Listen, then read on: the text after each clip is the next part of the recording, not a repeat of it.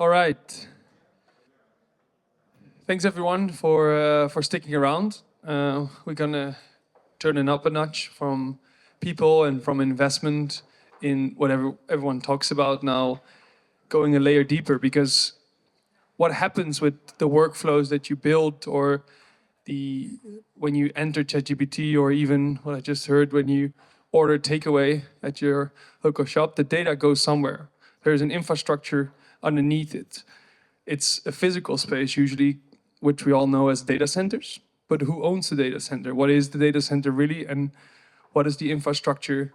Why is it so important? And how do we see it from an investment perspective? So please, Paul and Bjarne from Thylander, come forward and introduce yourself and let us know what you have to say today. Thank you. Good to be here. Lots of familiar faces. For myself, my name is Bjarke Mikkelsen. I moved back to Denmark about 2 years ago after 17 years abroad. I was 8 years with Goldman Sachs in London, and then I built a tech business in Asia, sold it to Alibaba. Spent the last 5-6 years in Singapore, and then moved back and made a partnership with Thylander, who's known by many as the godfather of real estate in Denmark. So we thought tech and real estate together, we have to build data centers. That's the short version, in addition to a bunch of other stuff. And hey everyone, my name is Paul. My background is within energy. I've spent 15 years developing different energy projects in Europe and lately in Asia, where I met Bjarke. I lived in Singapore too for 5 years. Developed a big project for TSMC in Taiwan, who off-took the full, almost a gigawatt from an offshore wind farm. And I know Bjarke privately, and he called me up in the beginning of 24 and pitched the idea of a data center to me. I didn't know what a data center was. I think a lot of people were at that position. Maybe it's probably different now. But it became clear that energy was a part of it, and it would be even bigger in the future. So yeah, that's me. Great. Do we have our presentation? Good. Who's controlling this? Are you? Oh, okay, great. I'll do the first part. And I'll warn you, the first part of this presentation is going to sound like a sales pitch. It's really not. The second part is going to talk about why it's not as easy as it sounds.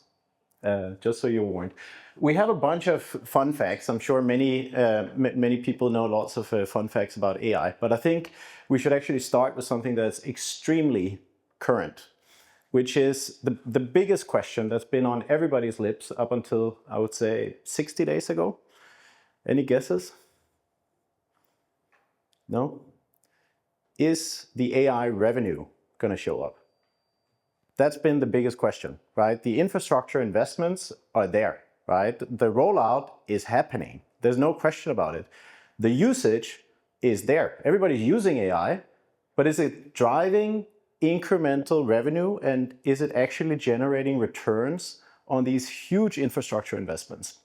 And I'll give you one reference point, Anthropic, which is, I would say, the leading AI model for B2B solutions, used by, until recently, the US military, for example. They increased their annual recurring revenue by 6 billion just in February. And then they added another 6 billion just in March. And that means they went from basically nowhere. As a reference, Novo Nordics has annual recurring revenue of maybe 50 billion. They added half a Novo in 2 months, almost. Right? So the revenue is there, right? This is B2B, but ChatGPT also 20 billion annual recurring revenue. So the revenue is coming, and that's really been the key question that everybody's been waiting for. Can we actually make a return on these investments? And speaking of Anthropic, I thought this is also an interesting opening. So I don't know how much you know about the recent fallout between Trump or the US military and Anthropic, but basically the US government, they use particularly Palantir, one of the biggest, I'd say, hardware military startups for equipment like drones and stuff. And then they used, up until recently, Anthropic as the AI model. So if you want to build a satellite defense system that can take out missiles from space, or if you want to build a drone army that can attack targets using AI models and be self-reliant, you need AI models. And the US government does not have its own models. So they have to pick a partner for it. And what happened was they picked Anthropic, which is part of why Anthropic's revenue is exploding. But it became a problem because suddenly, you start discussing terms, the terms of agreement. Like, what happens if there's an unforeseen event and Anthropic, they say, no, actually, you cannot use our software for that. Or if there's call it a rogue developer who suddenly poisons the code and it doesn't work, and you're in the middle of an attack in Iran, or you're kidnapping a president, right? And the AI model breaks down because it's out of your control. And that doesn't work. So the conclusion was that Trump basically fired them, and he said, well, then you're out. Like, I need full control over the AI software. And if you can't give it to me, I'm going to get it somewhere else. And the conclusion was basically that even inside the US, not talking about Europe and US yet, the government needs data sovereignty. You basically need to control your infrastructure, your AI infrastructure. So the conclusion is that the physical infrastructure you have to have within a secure perimeter. I'll talk about what that means in a minute. And then you need to be multimodal. So you need to have alternative models that you can work with, and you cannot be entirely reliant on one partner, because that partner can either move against you, or they can suddenly fall behind the curve and get overtaken by somebody else, and then you're behind the game, right? And that model, being physically secure and having control over your physical infrastructure and being multimodal, is something I'm going to come back to. I really think it is the only strategy that a country or a government or a company can have in the future. So what is AI infrastructure? Really, most people think about it as applications like ChatGPT, or the foundational models like GPT 5.3 or Opus. But it's also the three things below, which are the physical parts, where we are playing in the energy part and the infrastructure part. We're not investing in chips.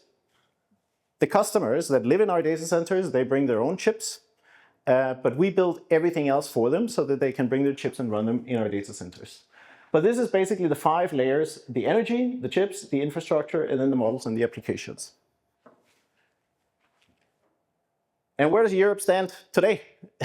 Not very advanced. So a couple of reference points. Out of the cloud infrastructure in Europe, 70% is controlled by US companies. And only 10% of the AI infrastructure investment went into Europe over the last, since 2013. So Europe really needs to get its act together with data sovereignty. We cannot be reliant on physical infrastructure that is not controlled by us.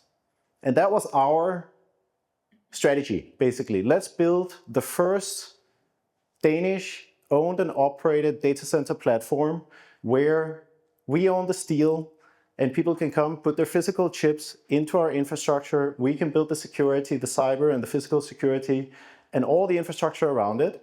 And then we can use separate models that we can use from different parts of the world. It could be US, could be China, could be anywhere. And many people ask me, so you're a real estate guy, so how come data centers? Are you really the right person to do this? And the way I look at it is that this is a chart from the US, which is, I think, a couple of years ahead of Europe, but this is coming in Europe, where construction spending in the US for data centers has now, and this is 6 months old, but now it has actually overtaken office spend. So from a real estate perspective, this is the asset class. We like 2 things. We like residential and we like data centers. So I would say the asset class is there. There's no question about it. And as I said, up until recently, the only question has not been about, is the rollout happening? Are the tech giants going to keep spending money and investing in this? Because it's a must-win battle that you cannot afford to lose. But as an investor, it's actually driving returns. And now we have the proof just literally within the last 60 days. So where is it? Oh, some flags there that are showing different jurisdictions. But basically, what we wanted to show here is where is Europe going to build this capacity that we need in order to control our data sovereignty? And what it shows is that there's primary markets in Europe, FLAP-D, Frankfurt, London, Amsterdam, Paris, and Dublin, that have, I would say, absorbed most of the first wave of data center investments. But most of these FLAP-D markets are showing significant signs of maturity where there's either not enough power, or there's not enough land, or it's just getting impossible to get permits for more data center projects. So if you look at it here, sorry, the chart is a bit messed up, but in 25, basically 34% of the data center capacity in Europe is outside the FLAP-D in what we call secondary markets like Denmark or the Nordics. But in 2031, that's going to be more than 50%. So most of the growth is actually coming right here. And when you look at it from an investment perspective, you can see these are, this is the European data center capacity with the light green is the secondary markets. It's increasing up until 25. Everything that is being built is being sold, right? So it should be a no-brainer. If everything that's being built is being sold, if the revenue is showing up, and the tech companies are going to keep investing in their infrastructure rollout, and Europe needs data sovereignty by definition, otherwise we're just not going to stay secure and independent. Why are we not seeing more data centers being commercialized? There's a lot of talk, but there's not a lot of people who are actually doing it. So my point in the beginning was, it sounds like a sales pitch. Look, it's a no-brainer, but it's actually really, really hard, right? And so that's a good segue to Poul. So as he said, he was the first person I called when I said, look, he's delivered a 1 gigawatt or 900 megawatt infrastructure transmission project on the biggest at that time private PPA to a single client, which was TSMC. And Poul was the project director. So if anybody can solve, I'd say, complex, large giga projects, it's Poul. And that's what he's going to talk about for the rest of the session, how to really create an investable product that has a risk profile where you can actually get it done. Yeah, I got the hard part of the presentation. So we saw from the previous slide how Denmark is nicely positioned amongst the Nordics. It's experiencing the most growth in terms of the Nordics the next 5 years. And we believe that there are many underlying good reasons for that. And we've highlighted some of the key ones here. Number one being an abundance of green energy. So we source around 75% of our energy from green sources. And that energy is flowing through an incredibly reliable grid. We have one of Europe's most reliable grids next to Luxembourg. And that's because we've spent the last 20 years burying most of our cables into the ground. Secondly, we enjoy geopolitical stability. We have a digital society, and we have predictable permitting processes compared to our competing markets, which is great for these kind of capital-intensive long-term investments. And lastly, Denmark is really nicely connected through high-speed fiber, not just to the rest of Europe, but also to the US. So those three things together make for a really nice foundation for why you should roll out data centers in Denmark. But there are challenges. Two of the key ones, not just in Denmark, but in Europe and the world, are access to power and permitting.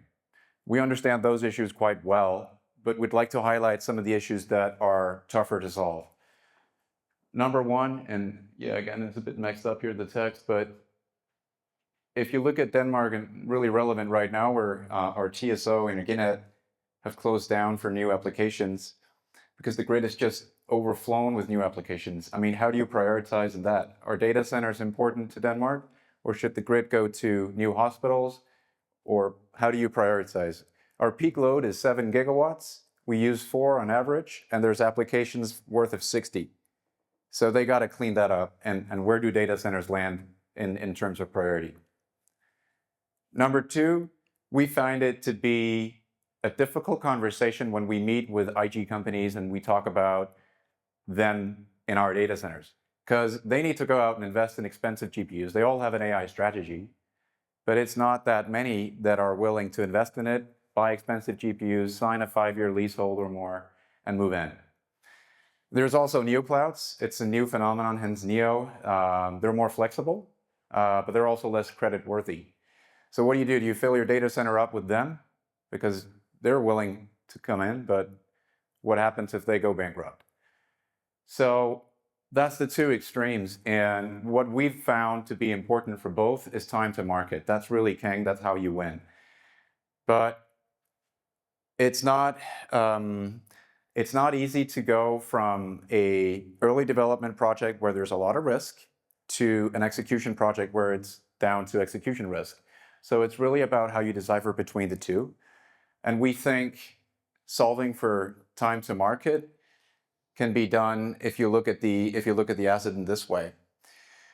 We have structured all of our activities during development on the criteria that you see here. These are our final investment decision criteria, which will basically be our key focus during the maturation of the data center. So you have a site, you have a grid connection, you have your permitting, and once you've delivered on all of those criteria, you're basically at a stage where you execute and where you're limited to much more predictable execution risk. But it really requires that you can bring together 4 pillars, and we've listed them on the left. So if you can develop and construct, if you can solve the energy problem, so you can get your grid and you can source your electricity, you can solve for your capital, where does the money come from, and you can find the customers. But you can do all of that simultaneously and make them meet, and it's at the nexus of those 4 that you get your value.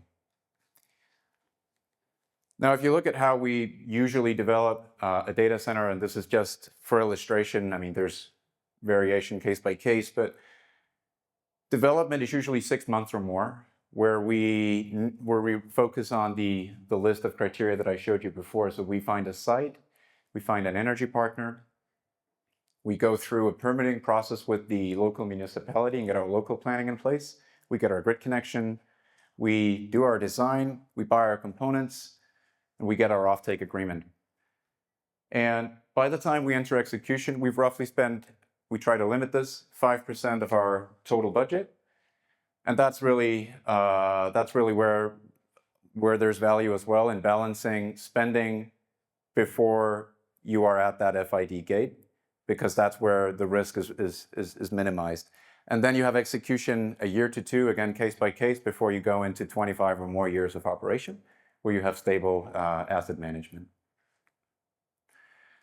So I think if you look at the execution model and making these 4 pillars meet at the same time, there's an additional element where you must succeed, which is to bring benefit to local communities. And I think there's tons of real evidence, as Bjarke says, now we're generating revenue, and then there's many predictions that AI will generate a massive boost in productivity. It's going to generate GDP boosts. It's going to generate new jobs. It's going to make old jobs obsolete, which is really what the first 3 items are talking to. There's other elements too that I wish to just bring forward, which is waste heat. We see in our projects many district heating operators in Denmark having short supply of heat. And you could say 15,000 households are powered today by data centers through their heat, which is maybe a modest number. That's for technical reasons, because legacy data centers didn't produce as much heat as today's GPU-driven data centers. So that's going to change. And then last but not least, and there's a 3 missing here. But if you look at the data center capacity in Denmark, you'll see a lot of people say, well, they take our energy. But really, facts are that in Denmark, we've stood up more renewable capacity because of these data centers than they consume. And this is a big topic in the US, and the primary reason for why many states in the US are now putting a moratorium on new data centers, because people are worried that it'll take all their power. Trump passed the ratepayer protection pledge to say now let's bring our own power, data center developers, and that's been our strategy from the beginning, to team up with those that develop power and have the grid, and then make these projects with them. And maybe one more point on on that slide, which we didn't put on, but basically in all of our projects we have a Danish pension fund as a partner. So in addition to these, I would say, societal benefits, we also want that Danish citizens should be making money on the data centers we're building, because we're basically, we're past the point where it's only IT budgets that are getting disrupted. We're at the point where labor is being augmented. What's driving Anthropic's growth is, one, it's the B2B solutions, but it's also Claude. I'm sure many of you are toying around with a Claude agent that's now actually able to do real stuff. So we're going to take a lot of the outsourced jobs. In Denmark, for example, we have more than 100,000 outsourced jobs that are sitting offshore. We're going to insource those, and they're going to live in our data centers in Denmark, and we're going to have the pension funds, so Danish citizens are actually benefiting from those AI jobs that are living in our data centers. So I think on the capital side, it's very important for us that we really focus on local investor base and trying to prioritize the Danish pension funds. Yeah. And it's not only the right thing to do, but it's also very politically important because of what Paul said, that data centers is a controversial topic. So if you want to have a long-term successful business where you get prioritized by the TSO, you need to be benefiting or showing benefit to national interests. I'm 100% sure of that. So to summarize, in 5 points, data sovereignty is important and a matter of national security, as Bjarke has highlighted. Europe is behind big time on AI models, moderately on applications, and definitely on chips too. Maybe not so much in the supply chain within chips, but on chips. But we can win on power and infrastructure. Then, as Bjarke also said, the FLAP-D primary markets seem to be saturated. So the Nordics are stepping in to fill the gap, and in particular Denmark. And number 4, to create an investable product, you need 4 things to meet. You need someone who can develop these data centers and build them. You need the energy and infrastructure. You need the capital and funding. And lastly, the offtake to meet at the same time for a de-risked investment case. And then, last but not least, you need to bring some economic benefit to the societies that you impact. So that's the end of our presentation. Thank you very much. I go to the next. Yeah, no, what's, yeah, you're on the phone.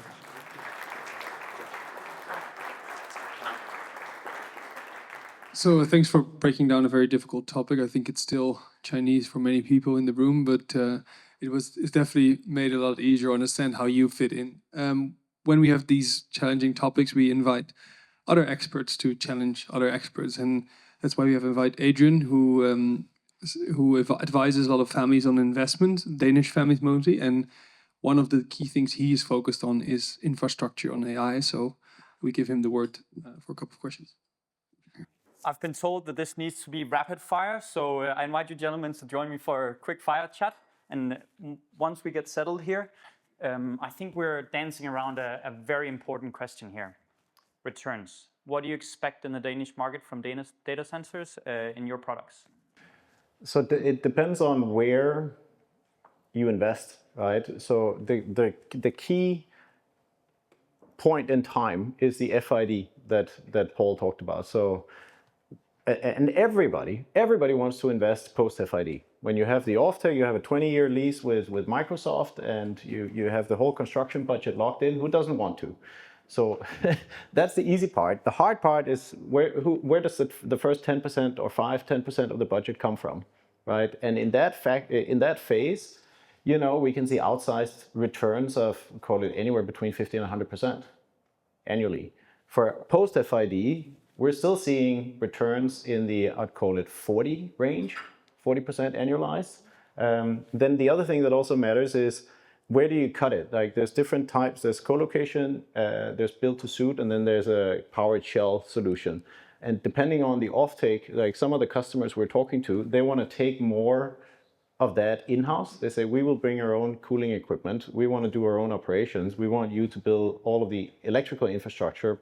So that's okay. CapEx is lower, risk is lower for us, long-term contract. Then we work with, call it 25-30% returns, but it's in that range. So very, very high returns. There was a Danish consulting firm that came out with a study suggesting that data centers would be 15% of the Danish electricity demand. Is that a public opinion, or is that something you also see from your analysis? Sounds about right. But as Poul said, I think it's very important. Our strategy was to go to the private energy companies. Many of them, they have a strategy where they build energy production, solar, wind, and so on. And then they had a power to X offtake strategy. So they wanted to scale those two in parallel. They can produce, and then you can consume and produce liquid hydrogen.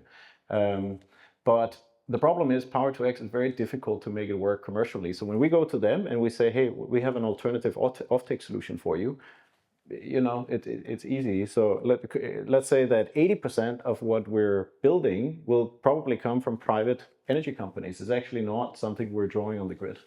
And maybe if I can add to that, in one of our projects, we're talking about standing up 800 megawatts of renewable energy next to the data center. And there's usually focus on how much will they take, and less focus on how much they'll give, which was why I made one of the points. Something else data centers can participate in the Danish future grid and the European grid, which is, let's say, having more and more renewable energy, replacing fossil fuels, is balancing. Because the grid becomes unstable when you only rely on wind and solar. They send electrons through inverters, which are really, I'm an engineer too, like the first speaker. They're without inertia. So when they stop, the grid cannot easily balance down. Not like a hot oven or a coal-fired power plant where you have a lot of inertia. But data centers come with big batteries, and they come with hundreds of generators if it's in the hyperscaler scale. And all of these can participate and help the energy, the transmission system operators in solving their problems. So that's how you're solving some of these bottlenecks that everybody within the data center industry is talking about. For Denmark specifically, what are the bottlenecks other than the TSO that you're thinking about in your products?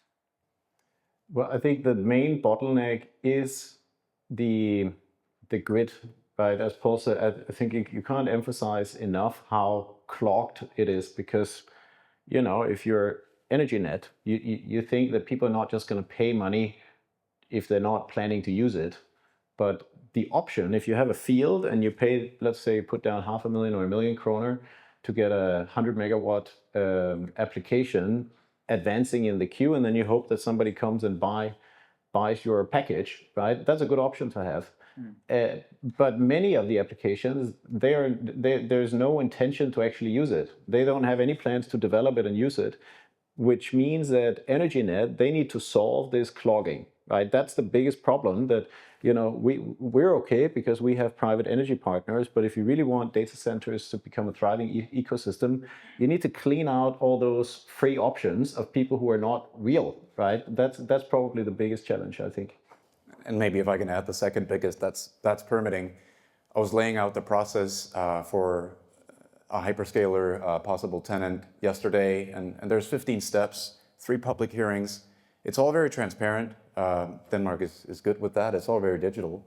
And you're dealing with people in the municipalities that deal with everything from your driveway to a hyperscaler data center through that permitting process. And it just takes a long time.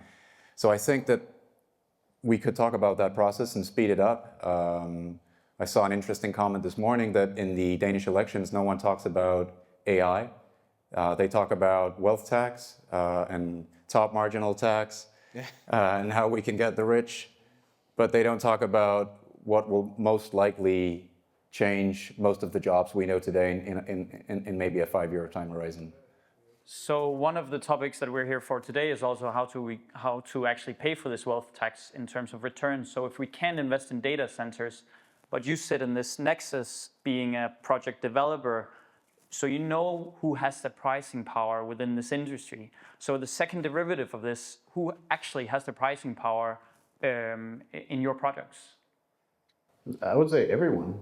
Okay. So what I've realized is that the rule of thumb is everybody's margins are like between 2 and 4 times higher, from the suppliers to the recruiters to the brokers. So it's not like this, and I believe that win-win is the best model. Like if we go into this and say we want to beat everybody else and make them bleed and take everything for ourselves, we're not going to be successful. So I don't see it as a scarcity. Like if we can crack this the way that we've started, there's enough for everybody to have good returns. So essentially this extreme amount of demand that there is for AI in turns this forest of suppliers to your projects.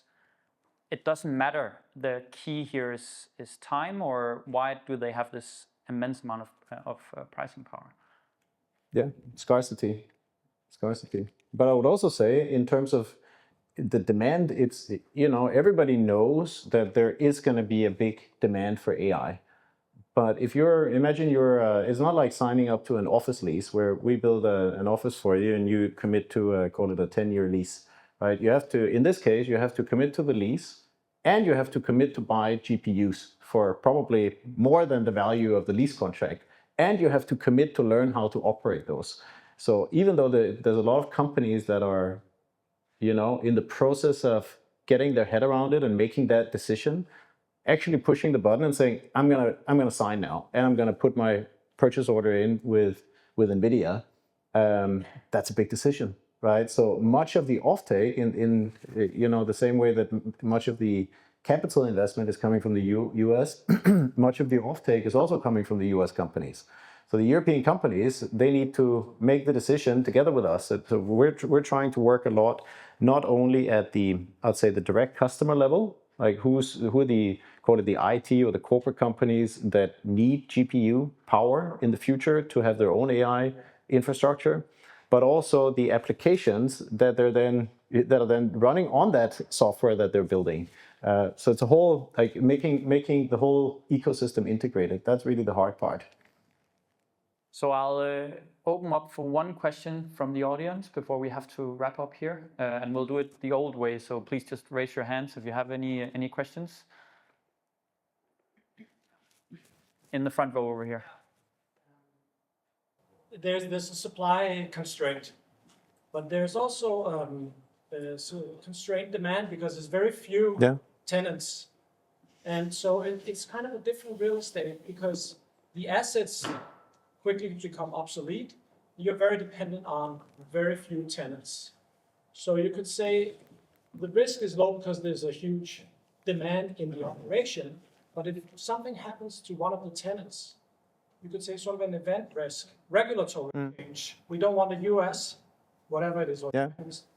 How do you consider this sort of strength in the negotiation between the very few tenants and the data center operators? It is super challenging, right? As Paul said, there's neoclouds who are very aggressive, securing capacity, like really pay top dollar, but they could be gone in a year, right? So do you want to sell all your capacity to them? Then there's called the Danish corporates who know that they have to get their head around it, but they can't really commit and they're slow and they need to make decisions. Do you want to wait for them?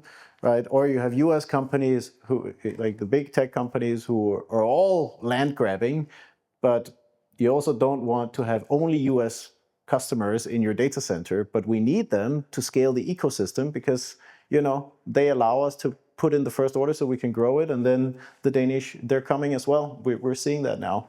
But the key thing really is for me that everything that is being built is being sold.